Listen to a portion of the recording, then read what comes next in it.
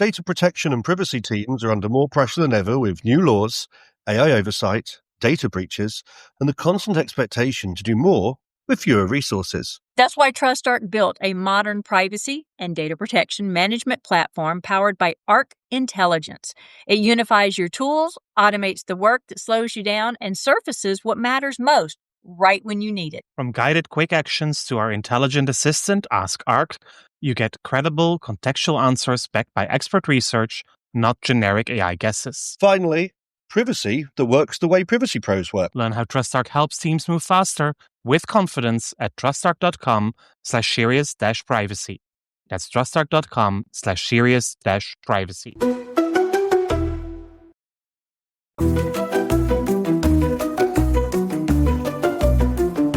You're listening to Serious Privacy, powered by TrustArc. Here are your hosts, Paul Breitbart, Ralph O'Brien, and Dr. Kay Royal. Hello there, and this week we're proud to bring you a wonderful guest, and actually a guest that comes from our old TrustArc days. TrustArc, who very kindly sponsor the Serious Privacy podcast, and it's my pleasure because I've worked with Paul today, Paul Iagnocco, as a friend, as a colleague, also as a consultant back when Paul was the Chief Privacy Officer of Kellogg's.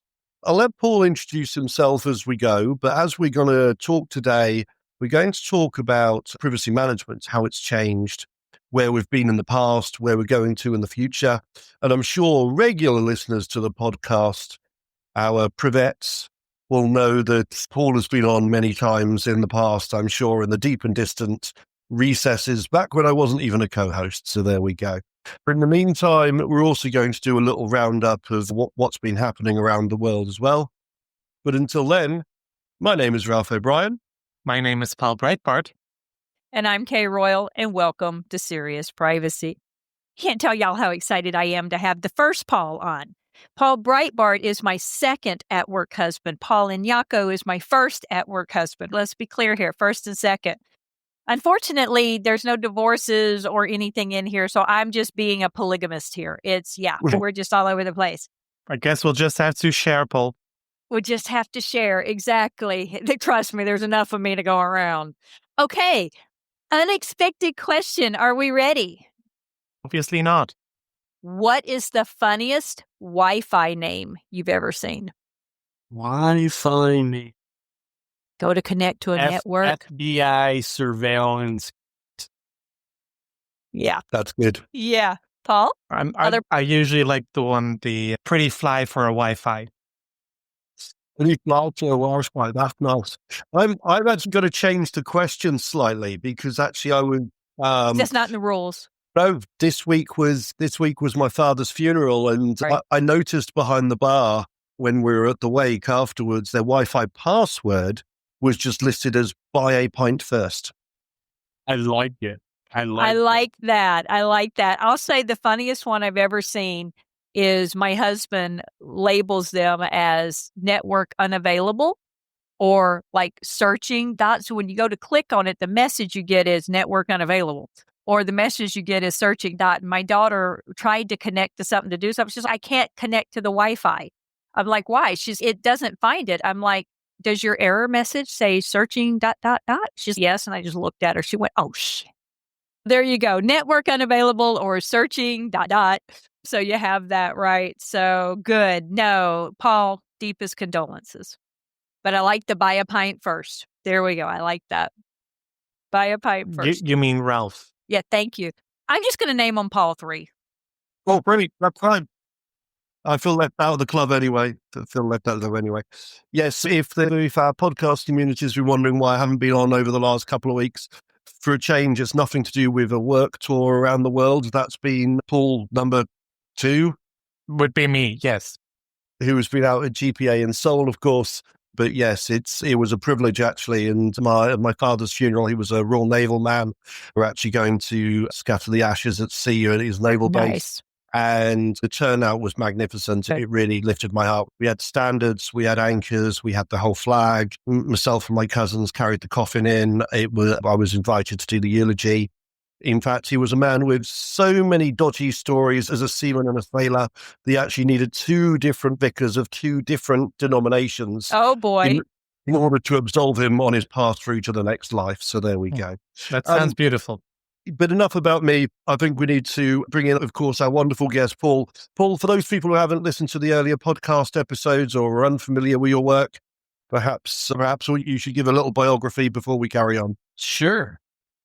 First of all, again, Ralph, my condolences. It's always a tough situation, particularly losing a parent. So, Paul Iagnocco, today, Bio for Paul. He is the most amazing man possibly available at TrustArc to actually do privacy and data protection work. He's highly educated, highly intelligent, very talented, very skilled.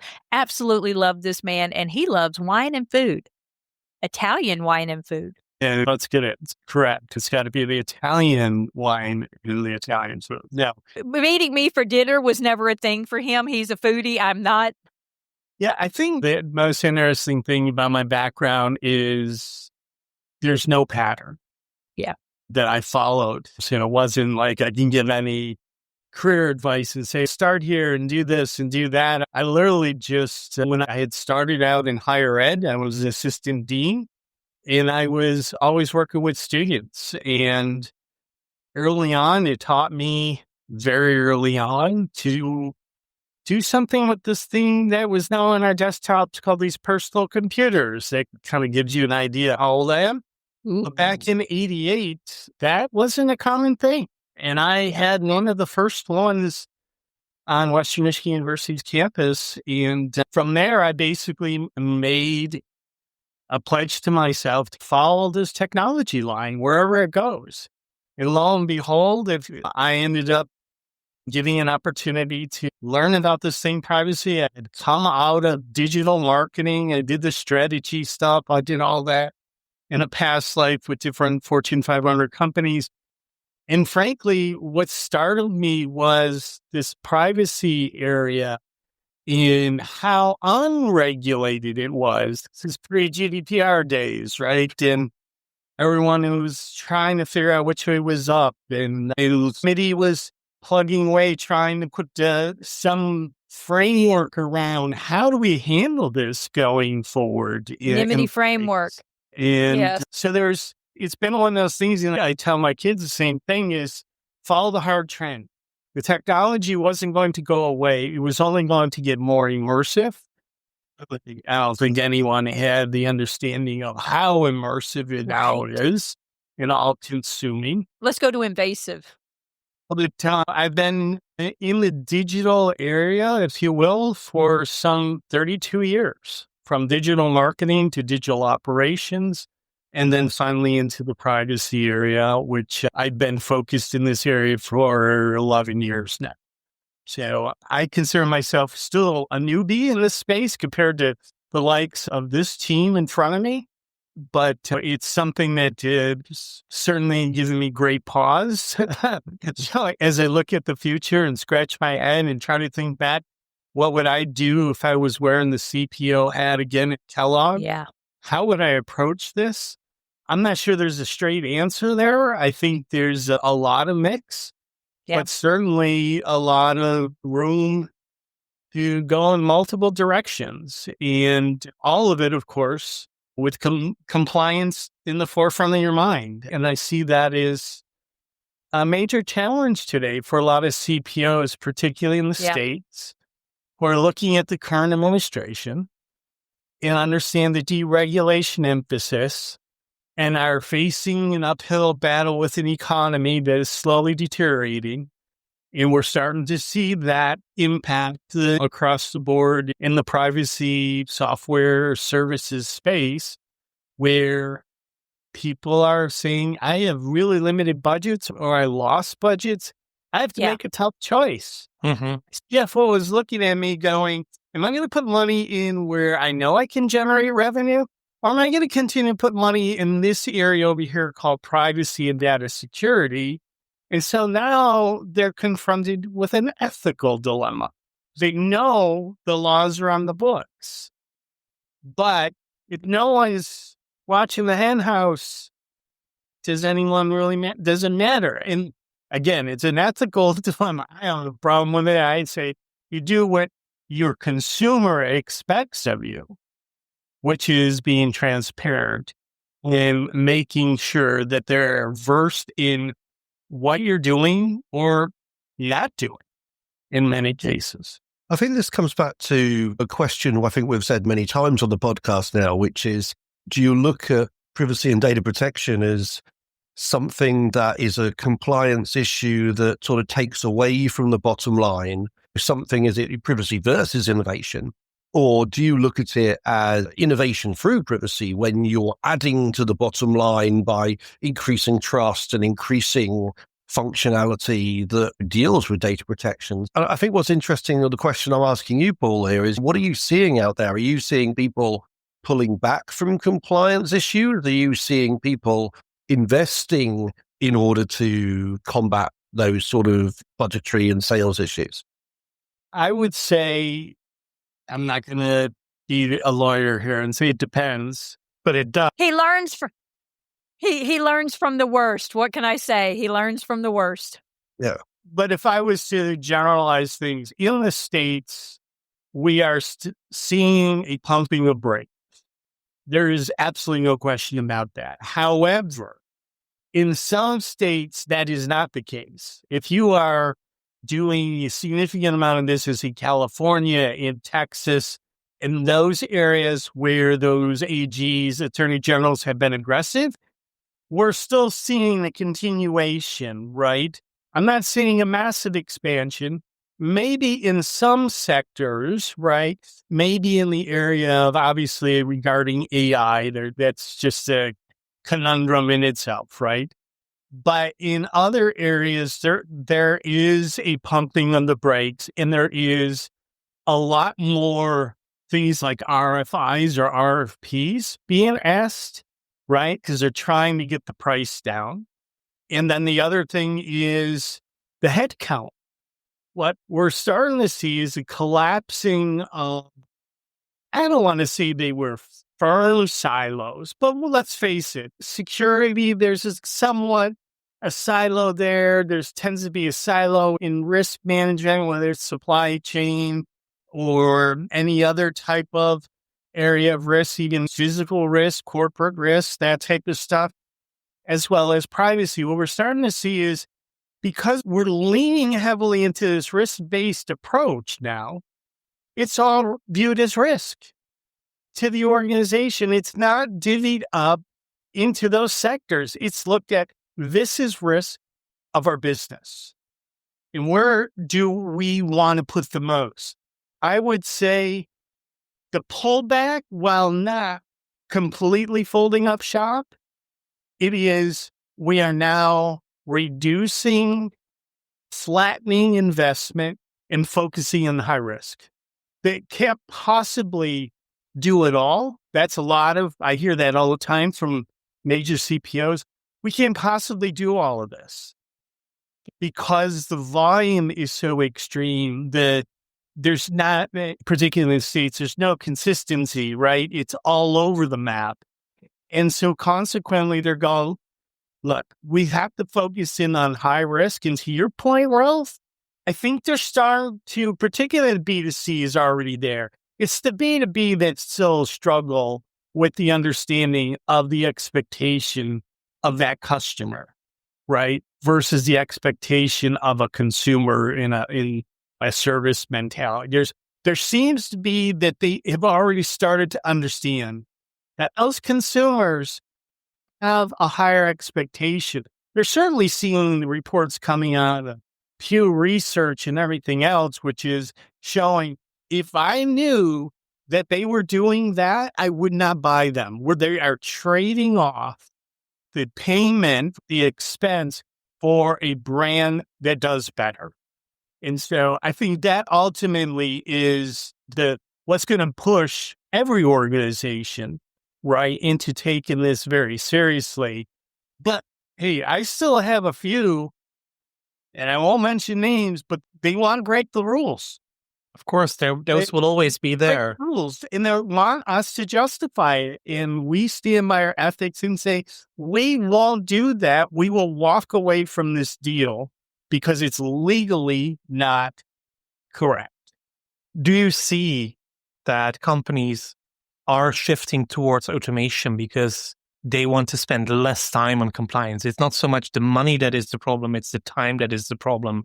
And with automation, of course, also AI kicks in so that they can also say, hey, we are using this fantastic AI-based tool for our compliance, and that way we save a lot of time. Is that something that's also going on right now? Yes, there is absolutely no question. And even before AI became the everyday language, we all know, right? AI has been around a very long time. People realize how long it's really been around. It's the consumer-facing piece that is the new piece, right? That we're all dealing with today. First words out of most people's mouths when they come talk to us is, besides helping them get started, how much of this can be automated? And I usually at that point pause things, because I really think the term automation is very fluid here. To what degree are we talking about? If you are talking about workflow automation, just about every software provider has that, right? That's table stakes today. If you don't, I don't know how you're going to stay in business very long, because you're right, Paul. There's no question about it. It's not that there's turning away from compliance.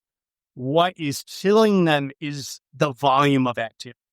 And it's not necessarily from the regulators. I want to make sure most of the time it's not. No, it's not necessarily the regulators. It's the Internet of Things, right? Where, what is the average? Each one of those has 8 devices that are all connected, right? They're all spilling out information at this point. And where's that information going?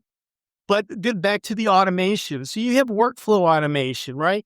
And then you may have some simple interaction type automation, algorithmic automation, right? If this, then this, show this, right? Type of thing, which we saw very early on in the chatbots. That type of thing, where they give you some categories to pick. So it's very scripted. And then now we're getting into more of the purist, right? Which definitely is machine learning, AI. It's always learning. More and more information it gobbles up, the more it learns. Good or bad information, right? That's what we have to, we all cringe about. Yep. Is, what is this thing trained on? So those things are absolutely, we're getting ready to release a number of different automations for the TrustArc platform, including some things that will limit or speed up, to your point, Paul, time and reduce, I want to say, the grunt work, right? The stuff that I haven't talked to a privacy person yet that jumps up and down is excited to do a data inventory, right? They're just, oh, hell no. It is this thing that most people run from. They want someone else to do it. There's enough information to pull in, right? The information about a company that you bought software from, right?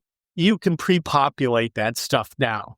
We do it. Others are doing it, right? That's the type of stuff you're going to see much more. Or you type in some sort of command like, I need or I draft me a payroll type map or whatever, and you can do that in the tool. And instead of you having to build those maps, it automatically does it based on your talking or your script. So those are the types of things that I think we're going to see a lot more of. Certainly scanning of privacy notices, right? Go through those and identify what is it that you're missing in those notices in order to comply with the jurisdictions. There are positives and negatives of all this. With increased automation will come reduced humanity. And as we all know, data protection requires a degree of critical thinking. And perhaps it's just my Luddite behavior here, but as soon as we start talking about automating notices and automating data flows, I'm thinking, yeah, but the lazy out there will then adopt what comes out straight away. Perhaps lazy isn't the wrong word. The people who are stressed or time limited or who isn't, right? But then I think because it looks like magic when it does come out, we do have to then apply that level of critical thinking and make sure it's tailored to your own situation or like that. So ultimately, it needs to be that question is how much human, how much machine, right? How much human, where do we get that balance between human and machine? And I guess what I'm saying here very poorly is, you've seen that balance between human and machine changing? I have a slide that I show where you talk about automation and trying to break it down for people. And, Make it dummy friendly, KK friendly. Me and PowerPoint. Oh, he loves his PowerPoints. Oh my God. He loves his PowerPoints. Well, enough. That's when you got GPT in front, but you say describe as if you were talking to a 5-year-old. Mine says describe as if you're talking to K. Royal. Yeah, because a 5-year-old would probably understand it. Let's be honest. My grandchildren are that age. They probably are a little bit more savvy than I am on it. So Paul had the explain things to K moments. Trust me. Both Pauls have those. On double Paul. There you go. But one of the things that I show is this what you're expecting for when you see automation? I mean, it's a cyborg. And I jokingly say, meet your new CPO, right? I get great pause there. Not because they're in serious shock, but I really do believe that's what they want. Yeah. They want someone that can just buckle down and do the work. Yeah, and have the work go somewhere else and pulse in. We're certainly seeing this with assessments. If you have assessment provider that has the ability for every response to get a different action, right? So if it's a high risk type of behavior, right, it gets flagged. That needs further review and scrutiny by a human. We're seeing a lot of that. Yeah. Let's be fair, Paul. They would probably also like it if they took the emotion out of the mix. They want a privacy officer that doesn't care as much. Yes, it doesn't care. Again, particularly as I reference this dumping it all together with risk. In that mix, I'm not saying that's the right thing. I'm not saying that's right. I'm just saying that's what we're beginning to see in that type of situation. You're going against supply chain risk, right? Where they may not be able to ship something because of whatever type of thing. The revenue just stops. You're going to go out of business, let alone worry about your privacy part of it. Mm-hmm. There's a lot of factors that are going into this mix, and everyone's trying to find a magic bullet that is going to do this. Ralph, it scares me looking at my grandkids, and I have 7 of them, and what this world will be when I'm gone. Yeah. It's very scary to me for a number of reasons, whether we will have a world by then and we haven't blown it up or polluted it so bad. That's a whole different issue we won't get into. Growing up, I always wondered about the nuclear war that was going to take everyone out, and why bother having kids if they were just going to be blown away from a nuclear war. So I mean, we're still in the same situation now. Still in the same situation, but now we have this emerging threat of AI in a vacuum. I was very glad to see that the U.S. Congress, at least the Senate, woke up for a moment and said, hey, a moratorium on AI regulations in the United States for 10 years is not a good idea. And I applaud them for that, because if that went through, just imagine, and if you haven't read the American AI strategic plan, it's a fascinating read. That's all I'm going to say. It's about 22 pages long. I encourage people to go on the president website, and you can download it, the government website. And it's domination by the U.S. in the AI space at all expenses. Yeah. And regulation is called out as a blocker. That's exactly what we're scared for here in Europe. That will be the big battle between the US and China, and that leaves us, where does it leave us? That's the key question, of course. May I take it a few steps back? Because you mentioned before you were CPO at Kellogg, building the program there. If you had that role now, what would you do differently than you did at the time? You wouldn't get Ralph involved anymore. That's just more. No K. No, they'd hire Kay. Not true. I think a lot of what we put in place was scalable for where we're at today. And what I mean by that, deliberately went to a hybrid model of governance, did not try to do it all from the center, had the ability and subscribe to Nimini back then, and I would do that today. Absolutely. Yeah. Making sure that the local jurisdictions understand the local regs. I think the part I would probably do a little bit different is pushed a little bit harder up front and the importance of culture that needed to change. Okay. That was, even though we made some progress, I think there's a better way that we could have connected there. I think the other part was one good thing that I do recommend to others that are particularly B2C, and marketing is king in those environments, is sit down with your CMO and come up with some principles. What are the lines you will not cross? And also make them stick to it. Exactly. Because otherwise it's going to happen. You're going to have a constant fight with marketing.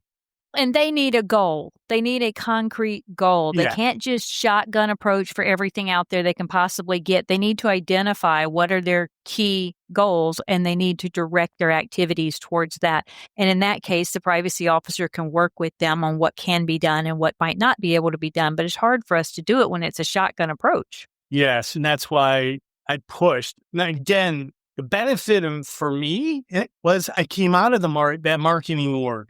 I used to directly report to the CMO in my older role at Kellogg. So I knew how things operated. They couldn't say something, and I'm like, guys, are you kidding? Wasn't working out. Yeah. Yeah, they couldn't bury any skeletons. Not that they really tried to do that. They tried to do what was the right, but they're marketers, right? They're pushing those boundaries. And by having some principles, that helped certainly diffuse that I was the naysayer. Try to instill privacy by design. I think we'd used that as so casually over the years. To me, privacy by design today is absolutely essential in an AI world. If you do not sit down and clearly understand what personal data is being collected, how these things are being trained, and get it documented, then you're just asking for disaster, because the legal person doesn't often, right? There's a few of us, though, that do know code and can read the code and see where something is been embedded. But for most people, they don't have any idea there's AI involved in there, and it's slipping through the crack. I have this with a lot of my clients. We talk about ethics and how far do we go on a principle-based piece of legislation. We talked about data protection. Is it a barrier to innovation, or does it support it? But actually, my clients seem to fall into one or two approaches. One is, I want to comply with the law so I don't get a penalty. So do a gap analysis on me and let's patch up those gaps. And then you don't hear from them. Then they come back 4 or 5 years later and say, we haven't done anything since the last time we talked. Or we put the patches on, but actually things have moved on now, and now I'm slipping in these areas. And then you do get, luckily, these organizations that go, no, I want to do this properly. And you do go down the more data protection by design route, where they're modeling their processes for every new piece of technology, or for every that involves personal data or PII. But then starting to look at what functionality do I need in this tool to assist the consumers. Something as easy as subject access requests. What's easier? Somebody writes in and you have to trawl through a load of emails and do it manually, or they log in and press a button in the tool. You know what I mean? That helps them, it helps you, it increases trust, and it means your back-end processes aren't stressed, right? So things like data protection by design and user self-service, I think, are certainly ways that we can allow automation and tools and technology to work for us. If there was one change, and it goes back to what you were saying, Paul, and your kids in the state of the world, your grandkids in your state of the world, is all automation does is change the scale of things. It changes the data protection problems now. I personally think I was seeing them 20 years ago. Accuracy and transparency and completeness and design and ethics. It's just the scale is different. We're capable of now more greater harms and greater benefits. When the axe doesn't care whether it's chopping down a tree or someone's head. Right. And that's why I reference the cultural piece so much, because it's an afterthought in many people's minds. And we hear it all the time. I'm struggling to get traction. I have to do this presentation to senior management to get them on board. They need to understand those things.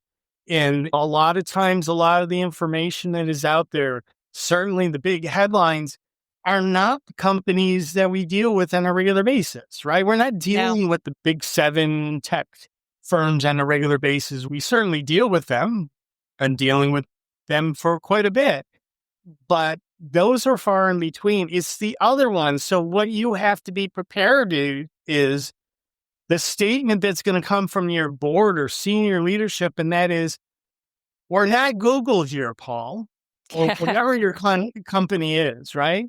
What is our competitive set doing, right? Because most people, with the exception of those like Apple that have made a pretty good penny on playing the privacy marketing game, right? But what they need to be able to do is go in there and say, our competitors are doing this. And you got to at least do that because you want to be within that community. Because the theory is, if you're going to go after one, you're going to have to go after more. Yeah. Right? Because they're like, what you don't want to be is on the outside looking in. That's a bad situation. And then the other thing I tell them is, make sure the first thing you do is take care of the outside of your house. Anything that's easily visible, solve it. Yeah, regulators are human beings. They're overwhelmed just as much as we are in dealing with everything that's going on. Again, it's not all regulation issues. There's a lot more going on. Start looking at your notices, start looking at your cookie banners, because if those are wrong, that's the easiest thing for a regulator to spot. Absolutely. And we're getting a lot of traffic on that. Now it becomes, now you're getting into my marketing department and tell me we have that many trackers. I'm telling you, you have. Yeah. Well, we looked, you have them on your website. Yeah. And they're like, that's not possible. And I'm like, not only is it possible, we've categorized it all for you. And the organizations that we've been dealing with for 27 years, we apply kind of a sensitivity index. In other words, where you need to focus, consider that a high risk in the cookie category. This is just you sharing your data with your 1,257 best friends on your website. That's all. Right. You hadn't met all of them either. That one of my favorite, when it says, we and our 1,800 partners care about your privacy. Yeah. What people oxymoron in that statement is. Absolutely. Right. Yeah. So many of them, we can't list them all. Exactly. On their privacy notice. And we don't know what the heck they're doing, but hey. They're our friends. The other thing, obviously, you need to keep doing is stay on top of the news. You already rightfully mentioned Nimity. Before we wrap up, there are actually 2 things I would like to make our listeners aware of. One was already posted by Ralph on LinkedIn, funnily enough, about LinkedIn, because they are doing a data grab because they thought if Meta gets away with it, we can do it too. LinkedIn will grab all your personal data from your profiles if you do not opt out before November 3rd to train their AI models. Go to your privacy settings. So go to your privacy settings, opt out before the end of October to avoid that LinkedIn uses your data to train their large language model. Take a drink with you because you're going to be a little surprised when you go to your privacy permissions on LinkedIn. Absolutely. I would say I caution anyone, and I don't care if it's a professional platform, community, or whatever, to start paying attention because there's a whole lot of stuff that, again, they're not saying that is going on. Someone certainly knows. Now, whether that's been communicated up to senior leadership or whatever, I doubt it. Yeah, not everyone is being nefarious. Some are just don't know and understand how this stuff works. And to be fair to LinkedIn, I would actually say a pop-up appeared on my screen. Yes. They made it very clear how to get out. Admittedly, it wasn't opt-in, it was opt-out. They're doing it under legitimate interest, as they would say in the EU. But actually, the one thing which I have to communicate. But at least they're communicating when a lot of people aren't. They did. So just be aware that for every platform that comes up and gives you the option, there are some that aren't. So just be aware of that as well. For sure. The other thing I wanted to call out, and I'm sure we'll get back to this one in one of the future episodes, but we have the final ruling in the case of SRB v EDPS before the Court of Justice of the European Union. That may not ring a bell with a lot of listeners, but this is actually an appeal from the General European Court towards the Court of Justice. And the ruling says that pseudonymous data is not always personal data. It depends on context. If the data controller itself has pseudonymous data, they are able to re-identify it, so it will remain personal data. But if you share a pseudonymous data set with a third party and that third party has no means to re-identify the information, then the information will remain outside of scope of the GDPR because you can then treat it as if it were anonymous. Yep. As said, we'll probably come back to this in a future episode because we are running out of time. Looking forward to that. And I don't like it. It's going to be Ralph's tagline, and I don't like it. I would imagine that just that whole discussion alone, right? Yeah. Anonymous data, aggregate, and pseudonymized, and all of that, right? There's a lot of misunderstanding of what that means, right? In that, and I'll leave it there because I think it would be a fascinating discussion. Yes. That's it. And there we have it. That was Serious Privacy. This wraps up our podcast for this week. Please do share the episode with your friends and colleagues because we love to get more listeners. And join the conversation on LinkedIn or on Blue Sky. You'll find us under Serious Privacy on both platforms. You'll find Kay as Heart of Privacy, Ralph as IGR O'Brien, and myself as Europol B. Until next week, goodbye. Goodbye. Bye, y'all.